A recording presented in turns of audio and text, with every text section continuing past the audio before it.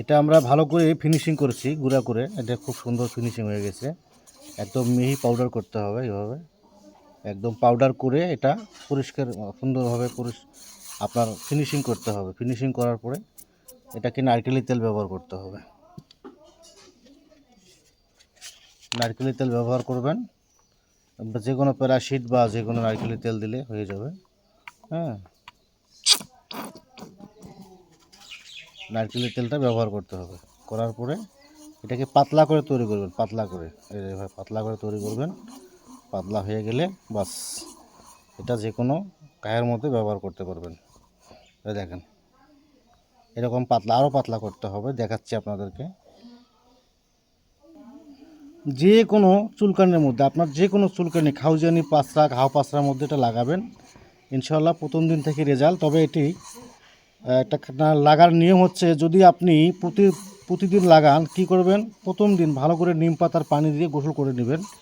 গোসল করে নেওয়ার পরে দিনে 2বার করে লাগাবেন, 3 দিন পর্যন্ত লাগাবেন, 3 দিন গোসল করবেন না। তারপরে দেখবেন যে আপনার শরীরের মধ্যে যে চুলকানিগুলো আছে, ঘা পাঁচরাগুলো আছে, হালকা হালকা সারা শরীরে চুলকাচ্ছে, চিপায় চাপা যা চুলকাচ্ছে যা আছে, ইনশাল্লাহ সবগুলো ঠিক হয়ে যাবে। এটা একদম অরিজিনাল, একদম ভালো কাজ করে। এই চুলকানির ওষুধটা আপনারা অবশ্যই সুন্দর করে তৈরি করে যদি ব্যবহার করতে পারেন, ইনশাল্লাহ আপনার বহু টাকা নষ্ট করছেন, ভালো হচ্ছে না, এটি লাগাবেন। অনেক বাচ্চাদের, অনেক মা বোনদের, অনেক ভাইদের অনেক চুলকানি, এটা বয়মজাত করে রাখবেন। রাতের বেলা একটু হালকা করে বাস, একটু হালকা আরও একটু তেল দিয়ে সুন্দর করে লাগাই দেবেন, সারা শরীরে লাগাই দিয়ে ঘুমায় যাবেন। আপনার আর চুলকা লাগবে না, কিছু করা লাগবে না, এমনিতে আপনাদের চুলকানি ভালো হয়ে যাবে।